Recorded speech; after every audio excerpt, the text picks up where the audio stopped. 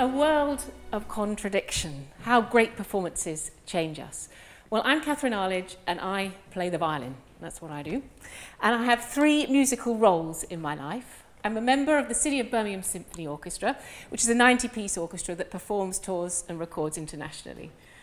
I'm also the Artistic and Educational Director of the National Children's Orchestras of Great Britain. And this is 760 remarkable young people who make a little sort of junior Team GB for classical music. And I'm also a member of the String Credibles, which is a string quartet designed fundamentally to connect new audiences to classical music. We perform mainly to children and young people. Now, the theme of our conference is change. And I believe that change happens through connection. Connection that makes a spark that is the catalyst to change. And this happens, I believe, in live performance. You connect to a new idea, you connect to a new person, or you connect to an emotion. And that's the spark that starts the change journey. Now, Shakespeare said, all the world is a stage. And if all the world truly is a stage, then what learning can we take from the stage, from our great performers, and bring into our lives to help us to connect more powerfully?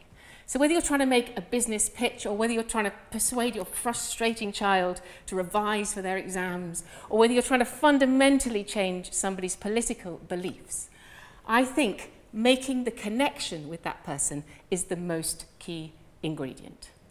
So I just want to share with you to start with 2 amazing performances that I had the privilege to be part of.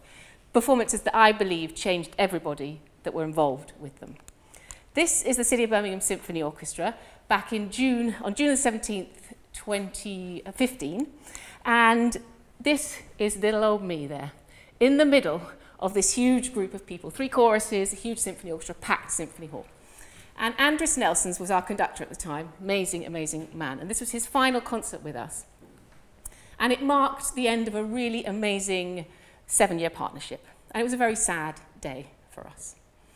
Now, we performed Mahler 3, and Mahler 3, the final movement of Mahler 3, is a fundamental contradiction. It's a lament, a 15-minute lament, in a major key, in a happy key. So how is that possible?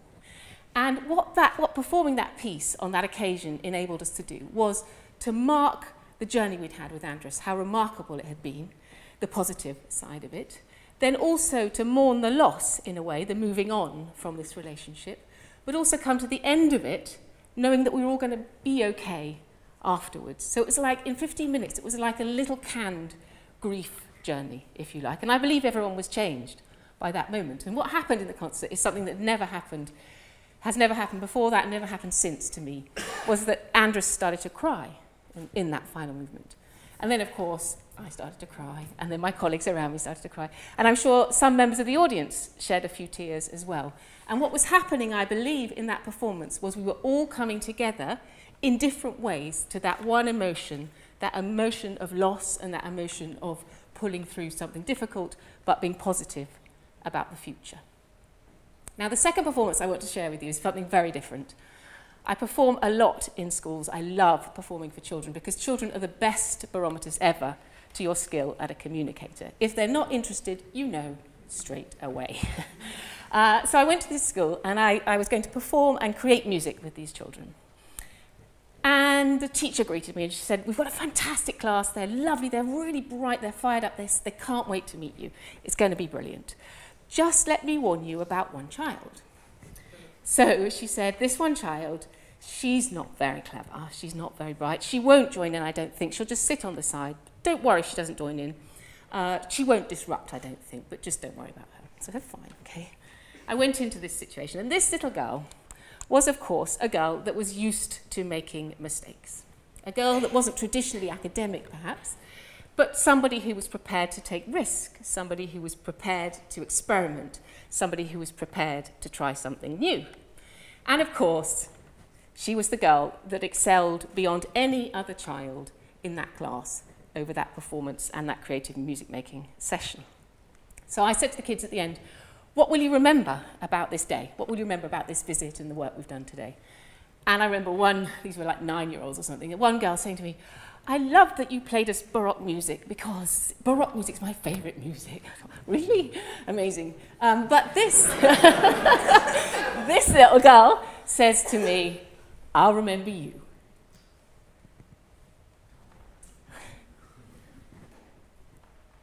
And that's amazing, isn't it? The power of that connection that you can make with somebody through music. Because I think she was changed in that moment. That she realised that she had potential, that she had value, and that she was unique in a positive way. And it changed me too, because I'd gone in, you know, I was a very ambitious young musician, and I practiced really hard, and I was really, you know, doing everything I should do and thinking about what the composer needed me to do. And then I saw this moment of change in this little girl, and I changed from being a violin operator, really, to actually being an evangelist for my art and an evangelist for the power it has to change people. One of my all-time heroes is Jessie Norman. She's an African-American opera singer. And she grew up in churches in the south of America performing, singing. And she said, when an audience is truly engaged in a performance, this offering of positive energy can make all the difference in elevating the level of performance from something that is merely good to something that is extraordinary. And the exchange of energy between the performer and the audience replenishes both. So we think about this connection as a dialogue. Quite often we think about performance or pitching as a monologue, but it needs to be a dialogue. So how do we make this connection? I think we make it through a series of very interesting contradictions. The kind of things that connect from a concert platform are these kind of things: spontaneity, freedom, and individuality. And to achieve those in a performance situation, you need also to have the polar opposite. In order to be spontaneous, you need to have rehearsed. In order to be free, you need discipline. And the best conductors that we work with are the ones that do the methodical rehearsal, the disciplined rehearsal, but then move away from it and say at the end of the rehearsal, let's have an adventure tonight. Let's see what happens. And in order to be an individual, you need to have a sense of the collective. And this is key in an orchestra. An orchestra is 90 people, 90 individuals, but very often we have to be completely unindividual, part of the collective, and then every now and then we step out to become individual. And in any performance situation, you could put these on some kind of a barometer.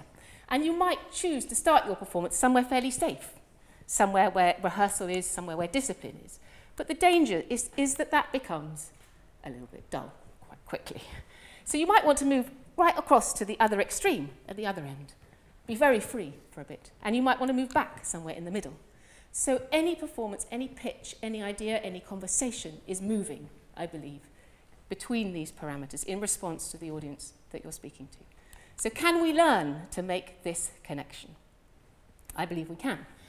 If you put classical music into a search engine, you know that bit that then drops down with suggested answers. If you put in classical music is, guess what comes up? First thing that comes up, boring. Okay? Second thing, it gets better. Second thing that comes up, dying. Okay? So if you can take an art form that's boring and dying and get faces like these from regular children in regular schools, then I think you can learn to connect. And I think you connect through what I've distilled as the 3 Ps. Pitch it right, pace it right, and perform it right. And I think this is transferable to any idea you want to share. Pitch is about knowing your audience, okay? All audiences are different. Just because you have a product that you want to sell doesn't mean they need to hear it in the same way. They need to hear it differently. And I have an example from a boardroom situation that I was in. I was on a board, and I wanted to persuade them to run an innovation discussion. I thought we need to shape this up a bit. And they just weren't biting. They just weren't interested. So I went to them and I said, why am I not convincing you? And they said, you need to be dispassionate and you need to marshal your argument. Okay, and those were like 2 daggers in my heart. This is not who I want to be or how I want to behave. But in order to get my innovation discussion to happen, I had to pitch it so differently and so counterintuitive and so much of a contradiction to who I am to get it from A to B. And it happened. The second P is pace it right. When you're performing to kids, as I said, you know when they're not interested. And I think about the connection as like a little spider's web of a thread. that is so fragile, and it can be broken by them, it can be broken by me, it can be broken by somebody walking through it. And keeping that connection is key. And that's about the energy, the pace of the energy that you give. So if I was performing 10 pieces for 5-year-olds, say, which actually I have to do tomorrow, I mix them up, and I literally cut them out, and I move them around and think, if I share that then, how are they going to react to this? And then how will they react to that? And move the information around. And I think it's the same in any pitch that you're doing. How much information do people need? In what form do they need it? And when do they need it? And how do you structure that to keep that energy so you're going from the beginning to the end? And the final connector is, of course, how you perform. It's about your body language. It's about your eye contact. It's about the language you use. It's about how you play with emotion. It's about how you play with people's expectations. And these are all very musical skills, actually, as well. And it's about how brave you are in that moment to be spontaneous. So I think Pitch, Pace, Perform has the power to change how we communicate. Because extraordinary performances change us. Extraordinary conversations change us. And they change us because of the extraordinary connection they make with us. And I believe this connection is kind of embedded in the surprising power of positive contradiction. So if you can take an art form that's dying and boring and get these little faces to react like this, then I believe that you can make Pitch, Pace, Perform help us all to be better change makers and to make the world a better place. Thank you.